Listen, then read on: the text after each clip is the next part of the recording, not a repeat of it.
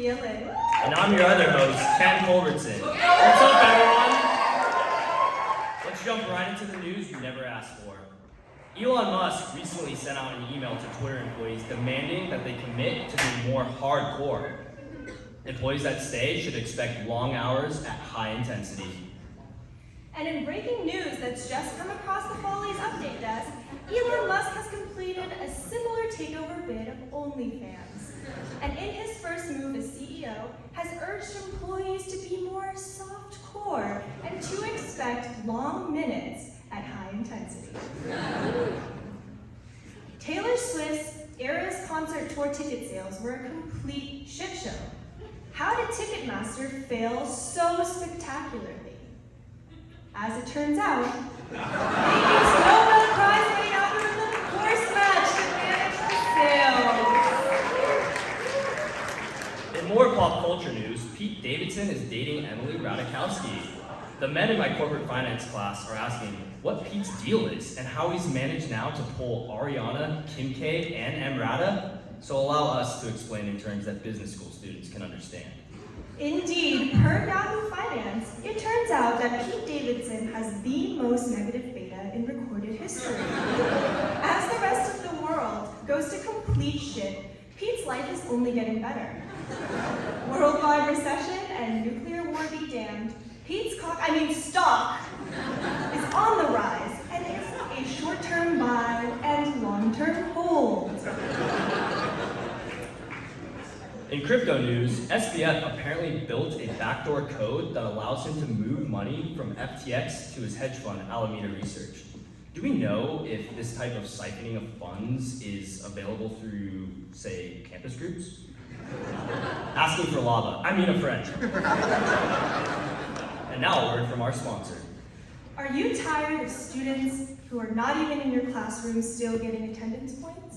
Are you tortured by the thought of students answering your poll from the train, their coffee chat, or even the toilet? Introducing poll right fucking here, right fucking now. Where, you guessed it, students have to answer the poll right fucking here, right fucking now. Poll right fucking here, right fucking now provides Be Real with a new B2B distribution channel that captures location and front and back camera pictures in the respondent's phone at the time of submission. There's been a slew of recent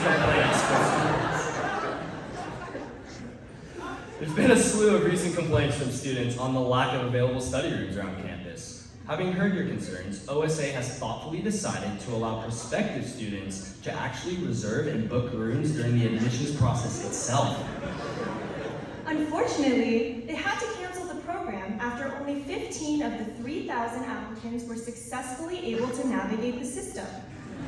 On the plus side, OSA has already identified the 15 suckers getting drafted into Expo next year. The class of 2024 has the highest percentage of women ever at Columbia Business School. Up from 41% last year, 44% of CBS first years identify as women. Unfortunately, Manhattanville was designed at a time when CBS was only 36% women, and as such, wasn't built to handle 22% more lady shits. Nothing like fighting the patriarchy over the sound of turds dropping in complete silence. Given these inhospitable conditions, there can only be one solution. Ladies, get the fuck out of business school. Slack has gone off the rails recently. Once a respectable place to post important information about events or have ITG unfuck your iPad on a weekly basis, Slack has become a cesspool and an arms race to see who can post their club events on the most channels. Fuck. There's even been drama and emotion in the least toxic Slack channel. And may we remind you, this is the scavenger's chat. Keep your feelings out of the fucking chat. Take that shit to Run Bike Swim Channel or whatever. Fortunately for slackers everywhere, a vigilante, Slackman, has risen to save the day. If you post something not explicitly relevant to that channel, pow! Constructive feedback. They truly are the hero we deserve, just maybe not the one we need right now. We all know that trips are a huge part of the CBS MBA experience, but until now, there have been no trips for the antisocial. Enter Antarctica. Pay $5,000 to travel to a barren wasteland with only 9 classmates and have absolutely no other human interaction. There's a reason this was posted in the internationals chat. Hashtag daddy's money. Students have also been complaining about the numerous communication channels we have to use here at CBS. Email, Slack, campus groups, WhatsApp. Wait, unrelated. Are you going to the Chazen Coachella trip? No shit, where was that sign-up link? It is a WhatsApp group, but I think it was posted in Slack first. Okay, I'm in the WhatsApp, but I also have to sign up on campus groups and fill out a Google form? Yeah, that's right. And don't forget to Venmo the host and include your name, date of birth, and social security number to reserve your slot.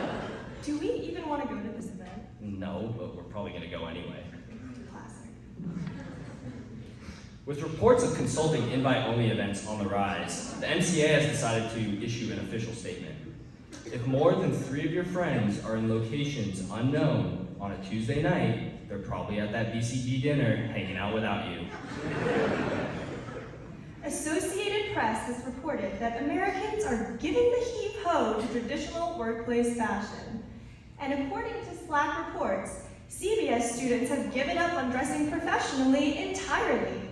So here to talk us through appropriate workplace attire is Follies member and IBC co-president, John Scowls. Give him a hand, everyone.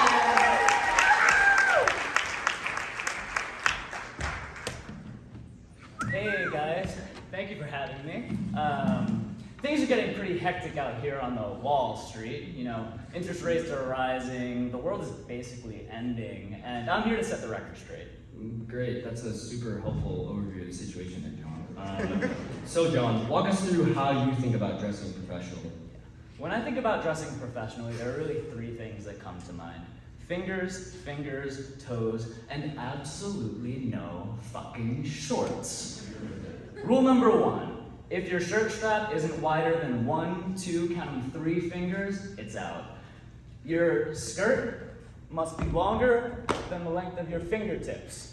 And finally, absolutely no fucking shorts or open-toed shoes. I mean, come on, seriously.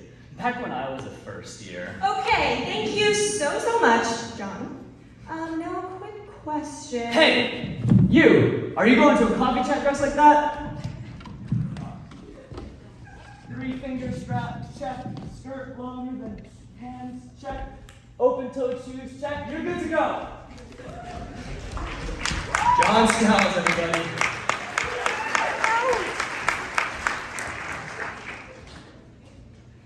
In heartbreaking news, we are sad to report that the company you thought loved you, how do we put this, does not.